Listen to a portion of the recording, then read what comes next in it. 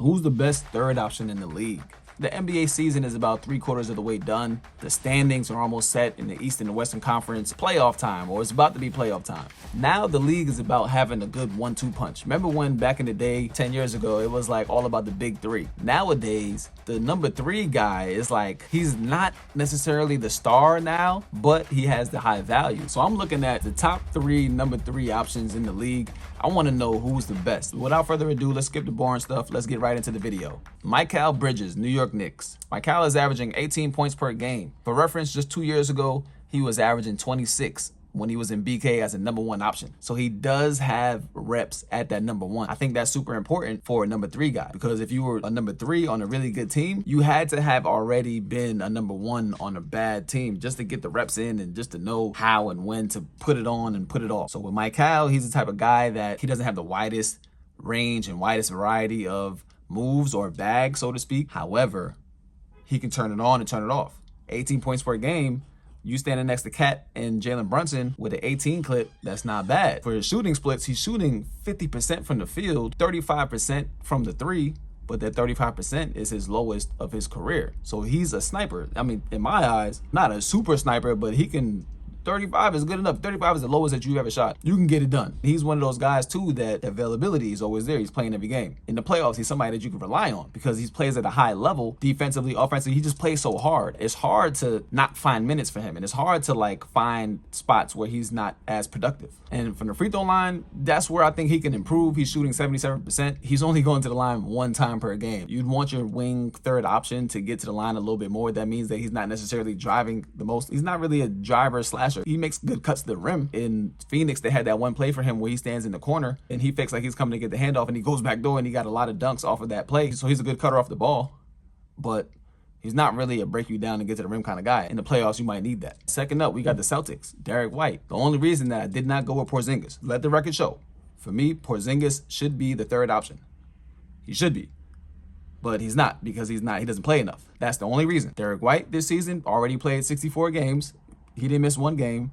Porzingis is stuck at 33 games. You can't be the third option missing half the games. Derrick White is at 17 points per game on a high-scoring Boston team that really locks up defensively. So that's the other part of this. Mikal, too. Mikal has a good defensive reputation, but at the moment, I think Derrick White is one of the best perimeter defenders in the league. Only behind maybe his teammates, which is another story for another day because they're playing crazy defensively right now. His 17 points per game are the best of his career. So Derrick White is one of those guys that when you put him on a good team, he plays better. If you put him on a trash team, he's gonna fit in with the crowd. You see that a lot of times overseas. There's a lot of guys that play in lower leagues and they can't play in the lower leagues because they try to play the right way and nobody around them knows how to play the right way.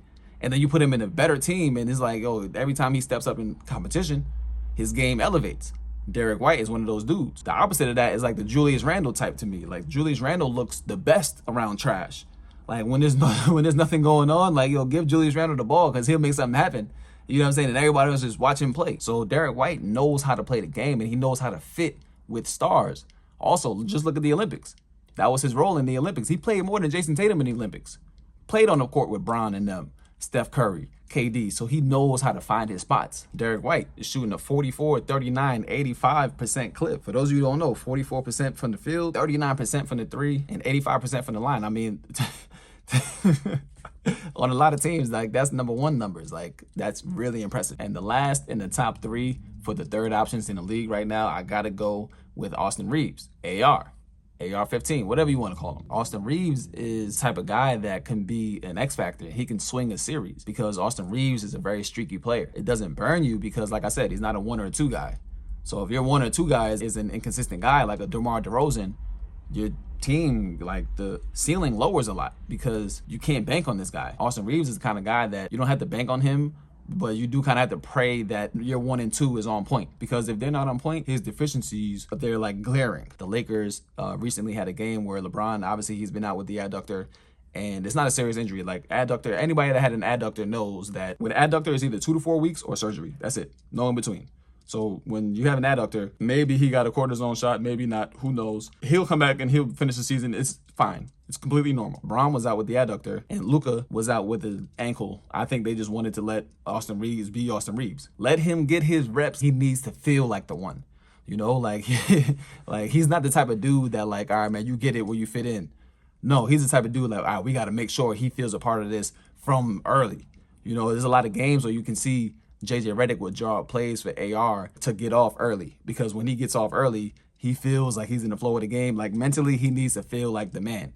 Even though he's on the court with two of the greatest offensive players of all time, he has the confidence to really fool himself into thinking that he belongs with them. And that's why he's number 3 on the Lakers team. Austin Reaves is at a 19 points per game, 36% from the three-point line, and 87% from the free throw line. He actually is like a closer on the Lakers. Before Luka came, LeBron would defer to Austin Reaves. The 2-point game, Lakers ball, and the other team has the foul. LeBron gives it to Austin Reaves. I think as far as trust goes, Austin Reaves, out of those 3 players, has the most trust from his teammates and coaches. Like I said, he's the one closing the games. He's with guys that figured it out already. Bron already knows who he is, where his legacy sits. Luka knows his greatness. He knows that he's next in line regardless of how this season goes. Like, their legacies are set. So they're more comfortable within themselves to give and defer to a guy like Austin Reaves, which empowers him even more. When you got guys like Derrick White situation and you got Jason Tatum, he's like, what, 26? Jaylen Brown, 25. Like, these guys are still young and active and still trying to find their way in the pantheon of great players. They're less susceptible to be wanting to defer to a guy like Derrick White. So Derrick White really has to pick his spots, and that's where he's really great. He's smart enough to know that. Like, he's a very intelligent player. You can tell he's an intelligent person. His responsibility is going to lessen and lessen as the games get tighter. Mikal has kind of been up and down because this is his first year playing with Cat.